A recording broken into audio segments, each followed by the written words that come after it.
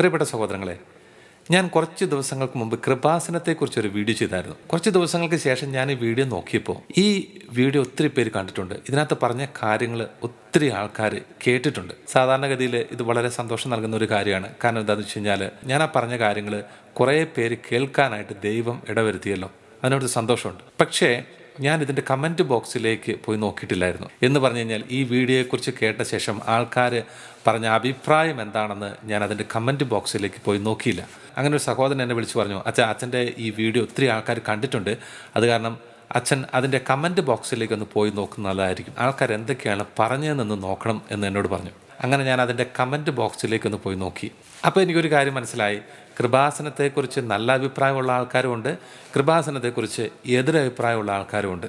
മാത്രമല്ല, എനിക്ക് കുറച്ച് പേര് വ്യക്തിപരമായിട്ട് മെസ്സേജ് അയച്ചിട്ടുണ്ടായിരുന്നു കൃപാസനത്തെ എതിർത്ത് പറഞ്ഞുകൊണ്ട്. ഒരു വ്യക്തിപരമായിട്ടുള്ള മറുപടി നൽകുക എന്ന് പറയുന്നത് അത്ര എളുപ്പമുള്ള കാര്യമല്ല. അപ്പോൾ ഞാൻ ഈ ഒരു വീഡിയോ ചെയ്യുന്നത് കൃപാസനത്തെക്കുറിച്ച് എതിരഭിപ്രായമുള്ളവർക്കും കൃപാസനത്തെക്കുറിച്ച് നല്ല അഭിപ്രായമുള്ളവർക്കും വേണ്ടിയിട്ടാണ്. പക്ഷേ ഞാൻ ഈ വീഡിയോ ചെയ്യുമ്പോൾ എനിക്ക് തോന്നുന്നത് ഞാൻ കൃപാസനത്തെക്കുറിച്ച് മാത്രമല്ല പറയുന്നത്, പകരം നമ്മുടെ കേരളത്തിൽ അല്ലെങ്കിൽ നമ്മുടെ ദേശത്തുമുള്ള എല്ലാ ആത്മീയ കേന്ദ്രങ്ങളെക്കുറിച്ചും പറയാനായിട്ടാണ് ആഗ്രഹിക്കുന്നത്. ആദ്യമായിട്ട് കൃപാസനത്തെക്കുറിച്ച് നല്ല അഭിപ്രായമുള്ളവർക്കൊരു മറുപടി തരാം. പ്രിയപ്പെട്ടവരെ, കൃപാസനത്തെക്കുറിച്ച് നല്ലത് പറയുന്ന ആൾക്കാരോട് എനിക്കൊരു കാര്യം പറയാനുണ്ട്. അതായത് എൻ്റെ വ്യക്തിപരമായിട്ടുള്ള അനുഭവങ്ങളിലൂടെയാണ് പറയുന്നത്. അവിടെ എവിടെയും പറഞ്ഞു കേട്ടിട്ടോ അല്ലെങ്കിൽ സാക്ഷ്യം പറഞ്ഞത് കേട്ടിട്ടോ അങ്ങനെയൊന്നുമല്ല.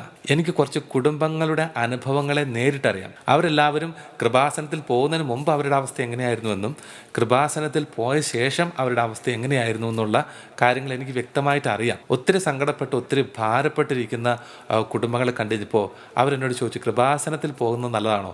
അപ്പോൾ ഞാൻ പറഞ്ഞു, നിങ്ങളിന്ന് പോയി നോക്കുക. നിങ്ങൾക്ക് ഇഷ്ടമാണെങ്കിൽ, ആത്മാവ് നിങ്ങളെ പ്രേരിപ്പിക്കുന്നുണ്ട്, നിങ്ങൾ പോയിക്കൊള്ളുക.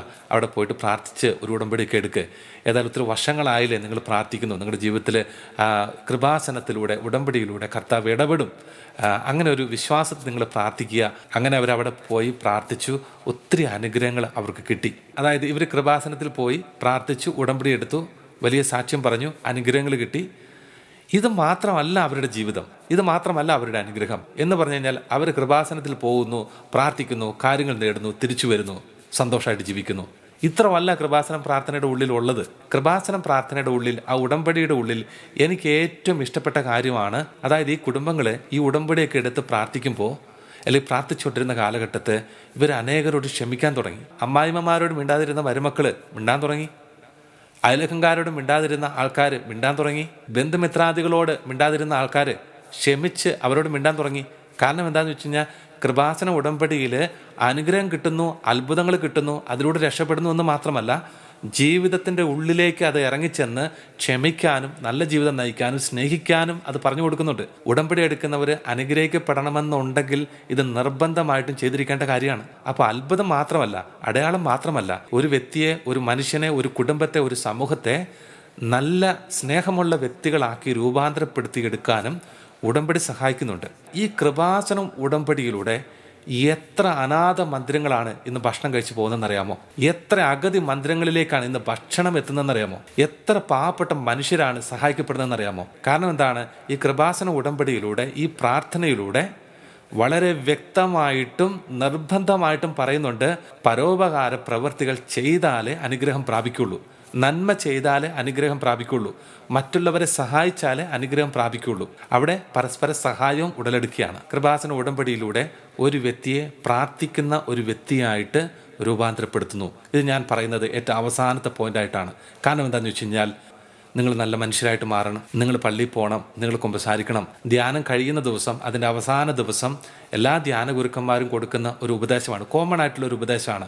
നിങ്ങൾ കൗദാശി ജീവിതം നയിക്കണം, നിങ്ങൾ കുമ്പസാരിക്കണം, നിങ്ങൾ കൊന്തയെല്ലണം, നിങ്ങൾ പ്രാർത്ഥിക്കണം, കുടുംബ പ്രാർത്ഥന ഉണ്ടായിരിക്കണം. ഇങ്ങനെയുള്ള കാര്യങ്ങളൊക്കെ മറ്റുള്ള ശുശ്രൂഷാ കേന്ദ്രങ്ങളും മറ്റുള്ള ധ്യാന കേന്ദ്രങ്ങളും ചെയ്യാനായിട്ട് പറയുന്നുണ്ട്. ഓക്കെ, മറ്റുള്ള ധ്യാന കേന്ദ്രങ്ങളും മറ്റുള്ള ശുശ്രൂഷാ കേന്ദ്രങ്ങളും തീർച്ചയായിട്ടും പരോപകാര പ്രവൃത്തികൾ ചെയ്യാനും പറയുന്നുണ്ട്. പക്ഷേ ഈ കൃപാസന ഉടമ്പടി അല്ലെങ്കിൽ കൃപാസന പ്രാർത്ഥന എങ്ങനെയാണ് മറ്റുള്ള ധ്യാന കേന്ദ്രങ്ങളിൽ നിന്നും മറ്റുള്ള ശുശ്രൂഷാ കേന്ദ്രങ്ങളിൽ നിന്നും വ്യത്യസ്തമായിട്ടിരിക്കുന്നതെന്ന് അറിയാമോ? ഈ കൃപാസന ഉടമ്പടി ഒരു വ്യക്തിയെ, കൃപാസന ഉടമ്പടി പറയുന്നത് എന്താണോ അതെല്ലാം ചെയ്യിപ്പിച്ചിരിക്കും. പ്രത്യേക ഒരു നിബന്ധന വെക്കുന്നുണ്ട്, ഈ കാര്യങ്ങളൊക്കെ ചെയ്താലേ നീ അനുഗ്രഹിക്കപ്പെടുള്ളൂ, നന്മ ചെയ്താലേ നീ അനുഗ്രഹിക്കപ്പെടുള്ളൂ, അല്ലെങ്കിൽ പരോപകാര പ്രവൃത്തികൾ ചെയ്താലേ നീ അനുഗ്രഹിക്കപ്പെടുള്ളൂ.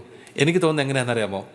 അതായത് ഒരു മനുഷ്യൻ നമ്മുടെ കൂടെ ഇരുന്നുകൊണ്ട് നീ ഇത് ചെയ്യ്, അത് ചെയ്യ്, എല്ലാ ദിവസവും ഇത് ചെയ്യ്, അല്ലെങ്കിൽ ഏതെങ്കിലും ഒരു വ്യക്തി നമ്മളെ പ്രത്യേകമായിട്ട് നമ്മുടെ കൂടെ നടന്നുകൊണ്ട് ഇതെല്ലാം ചെയ്യിപ്പിക്കുന്നത് പോലെയാണ് ഒരുപക്ഷെ എനിക്ക് ഉടമ്പടി തോന്നിയിട്ടുള്ളത്. ഉടമ്പടി എടുക്കുന്നവരിലേക്ക് എന്തോ ഒരു ഫോഴ്സ്, എന്തോ ഒരു ശക്തി വന്നെന്നറിയുക ഇതൊക്കെ ചെയ്യാനായിട്ട്.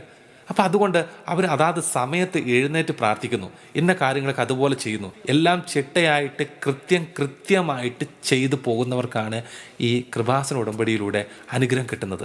ഈ ആത്മീയതയിൽ ഒരു നല്ല ഡിസിപ്ലിനുണ്ട്. ഒരു മനുഷ്യൻ്റെ ജീവിതത്തെ വരച്ച വരയിലേക്ക് ദൈവം കൊണ്ടുവരികയാണ്. ഭൗതിക അനുഗ്രഹങ്ങൾ കൊടുക്കുന്നതോടൊപ്പം തന്നെ ആ മനുഷ്യനെ നല്ല ഒരു വ്യക്തിയായിട്ട്, മനുഷ്യത്വമുള്ള ഒരു വ്യക്തിയായിട്ട് മാറ്റുന്നു എന്നുള്ളതാണ് കൃപാസന ഉടമ്പടിയുടെ ഒരു പ്രത്യേകത. പ്രിയപ്പെട്ടവരെ, അപ്പോൾ ഞാൻ കൃപാസനത്തെ സ്നേഹിക്കുന്നത് എന്തുകൊണ്ടെന്നറിയുമ്പോൾ ഫലങ്ങൾ കണ്ടിട്ടാണ്.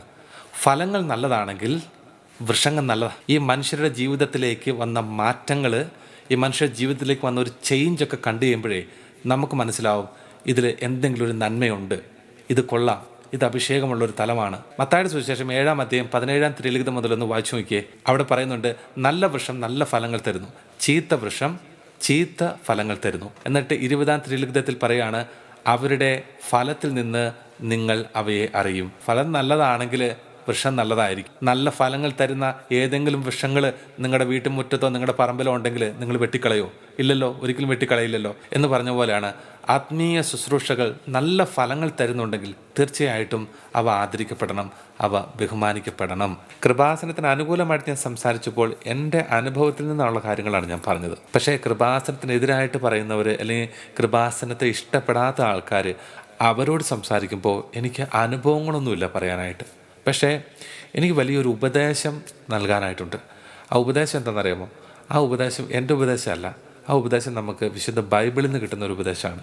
വളരെ പവർഫുള്ളായിട്ടൊരു ഉപദേശമാണ്. ആ ഉപദേശം നമ്മളങ്ങ് സ്വീകരിച്ച് നമ്മളങ്ങ് ജീവിച്ചാൽ ഉണ്ടല്ലോ, ഈ ലോകത്തിലെ ഏതൊരു ശുശ്രൂഷയും നല്ലതാണെങ്കിലും നല്ലതല്ലെങ്കിലും അവിടെ ദൈവം ശക്തമായിട്ട് ഇടപെടും.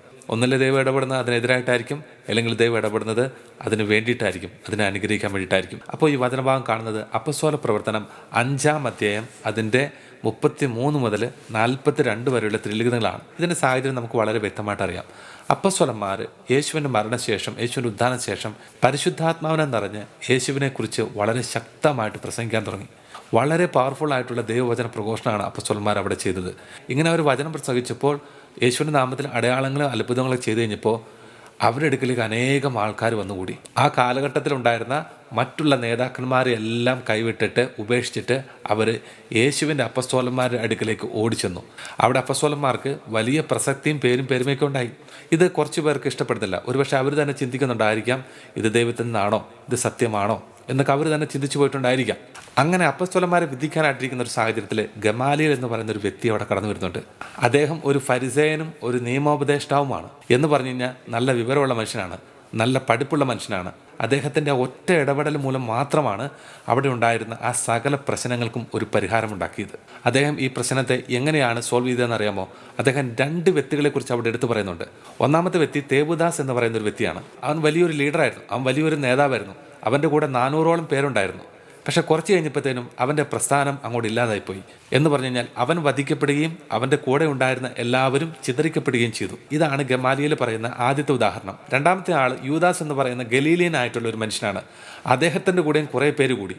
അദ്ദേഹം വലിയൊരു മനുഷ്യനായിരുന്നു, വലിയൊരു നേതാവായിട്ട് അദ്ദേഹം ചമഞ്ഞു. യൂദാസ് എന്ന് പറയുന്ന ആളും കുറേ പേരെ ആകർഷിച്ചു, കുറേ പേര് അവൻ്റെ കൂടെ കൂടി. വചനം പറയുന്നു, അവൻ നശിച്ചുപോയി, മാത്രമല്ല അവൻ്റെ അനുയായികൾ തൂത്തെറിയപ്പെടുകയും ചെയ്തു. ഈ 2 ഉദാഹരണങ്ങൾ പറഞ്ഞ ശേഷം പിന്നെ ഗമാലിയേൽ ആ പറയാൻ ഉദ്ദേശിച്ച, ആ സോൾവ് ചെയ്യാൻ ഉദ്ദേശിച്ച ആ പൊസിഷനിലേക്ക്, ആ വാക്യങ്ങളിലേക്ക് വരികയാണ്. അത് 38, 39, 40 തിരുലിഖിതങ്ങളിലാണ് നമുക്ക് കാണാനായിട്ട് സാധിക്കുക. വചനം പറയുന്നു, അതുകൊണ്ട് ഞാൻ നിങ്ങളോട് പറയുന്നു, ആ ആളുകളിൽ നിന്ന് അകന്നു നിൽക്കുക, അവരെ അവരുടെ വഴിക്ക് വിട്ടേക്കുക. കാരണം ഈ ആലോചനയും ഉദ്യമവും മനുഷ്യനിൽ നിന്നാണെങ്കിൽ പരാജയപ്പെടും, മറിച്ച് ദൈവത്തിൽ നിന്നാണെങ്കിൽ അവരെ നശിപ്പിക്കാൻ നിങ്ങൾക്ക് സാധിക്കുകയില്ല. മാത്രമല്ല ദൈവത്തെ എതിർക്കുന്നവരായിട്ട് നിങ്ങൾ എണ്ണപ്പെടുകയും ചെയ്യും. അവർ അവൻ്റെ ഉപദേശം സ്വീകരിച്ചു. പ്രിയപ്പെട്ട ദൈവമക്കളെ, നിങ്ങൾക്ക് ഏതെങ്കിലും ഒരു ശുശ്രൂഷ കേന്ദ്രം, ഏതെങ്കിലും ഒരു ശുശ്രൂഷകളെ നിങ്ങൾ ഇഷ്ടപ്പെടുന്നില്ലെങ്കിൽ, അല്ലെങ്കിൽ ഏതെങ്കിലും ശുശ്രൂഷ ചെയ്യുന്ന ഒരു വൈദികനെയോ ഒരു അൽമായനെയോ നിങ്ങൾക്ക് ഇഷ്ടപ്പെടുന്നില്ലെങ്കിൽ, നിങ്ങൾ ഈ വചനം സ്വീകരിക്കുക. ഈ വചനം അനുസരിച്ച് അങ്ങോട്ട് മുന്നോട്ട് പോവുക. അതായത് ഒരു ശുശ്രൂഷ ഒരു വൈദികൻ ചെയ്യുമ്പോൾ അല്ലെങ്കിൽ ഒരു അൽമായൻ ചെയ്യുമ്പോൾ അതിലെന്തെങ്കിലും ദൈവികമല്ലാത്ത പൈശാചികമായിട്ടുള്ള എന്തെങ്കിലും ഉണ്ടെങ്കിൽ അത് നമുക്കറിയത്തില്ല, അത് കറക്റ്റാണോ അല്ലയോ നമുക്കറിയത്തില്ല. അഥവാ അതിൻ്റെ ഉള്ളിൽ ഉണ്ടെങ്കിൽ അത് ദൈവത്തിന് വിട്ടുകൊടുത്തേരെ. കാരണം ഏതൊരു പൈശാചിക പ്രസ്ഥാനവും അല്ലെങ്കിൽ പൈശാചികത നിറഞ്ഞൊരു വ്യക്തിയാകട്ടെ അധികം കാലമൊന്നും ഭൂമിയിൽ വിജയിച്ച് വാഴില്ല. തിന്മയാണെങ്കിൽ തിന്മയിലൂടെ നശിക്കപ്പെടും, നന്മയാണെങ്കിൽ നന്മയിലൂടെ വിജയിക്കും. അത് അനേകർക്ക് അനുഗ്രഹമാകുകയും ചെയ്യും. ഇവിടെ എനിക്ക് ശരിക്കും യാക്കോബിൻ്റെ ലേഖനം 4-ാം അധ്യായം അതിൻ്റെ 12-ാം തിരുലിഖിതമാണ് ഓർമ്മ വരുന്നത്. വചനം പറയുന്നു, നിയമദാതാവും ന്യായാധിപനുമായിട്ട് ഒരുവനേയുള്ളൂ, എന്നാൽ അയൽക്കാരനെ വിധിക്കാൻ നീ ആരാണ്? ചിലപ്പോൾ ഇങ്ങനെയുള്ള കേസുകളുണ്ടല്ലോ. ചിലപ്പോൾ എന്തെങ്കിലും സത്യങ്ങളൊക്കെ നമ്മളായിട്ട് അറിയുകയാണെങ്കിൽ ചിലപ്പോൾ നമ്മളൊന്ന് കുറച്ച് എളിമപ്പെട്ട് ഒന്ന് കർത്താവിനോട് ചേർന്നത് പ്രാർത്ഥിച്ചു കഴിഞ്ഞാൽ ദൈവം തക്ക സമയത്ത് ഇടപെട്ടോളും. നമ്മുടെ ഈ ലോകത്തിലെ എല്ലാ ശുശ്രൂഷകളെയും കർത്താവിൻ്റെ കരങ്ങളിലേക്ക് സമർപ്പിച്ചുകൊണ്ട് അവയൊക്കെ വിശദീകരിക്കപ്പെടാനും അവയിലൊക്കെ വലിയ ദൈവാനുഗ്രഹങ്ങൾ ഉണ്ടാകാനും അതുപോലെ തന്നെ അവയിൽ നല്ലതല്ലാത്തത് പൈശാചികമായതൊക്കെ ഉണ്ടെങ്കിൽ എടുത്തു മാറ്റപ്പെടാനും നമുക്ക് ദൈവത്തോട് പ്രാർത്ഥിക്കാം. നമ്മുടെ എല്ലാ ശുശ്രൂഷ കേന്ദ്രങ്ങളെയും എല്ലാ ശുശ്രൂഷകരെയും കർത്താവിൻ്റെ കരങ്ങളിലേക്ക് സമർപ്പിച്ചുകൊണ്ട് നമുക്ക് അവരുടെ മേൽ, ശുശ്രൂഷ ധ്യാന കേന്ദ്രങ്ങളുടെ മേൽ, നമ്മുടെ എല്ലാവരുടെ മേൽ ഒരു ആശീർവാദം വന്ന് നിറയാനായിട്ട് നമുക്ക് പ്രത്യേകം പ്രാർത്ഥിക്കാം.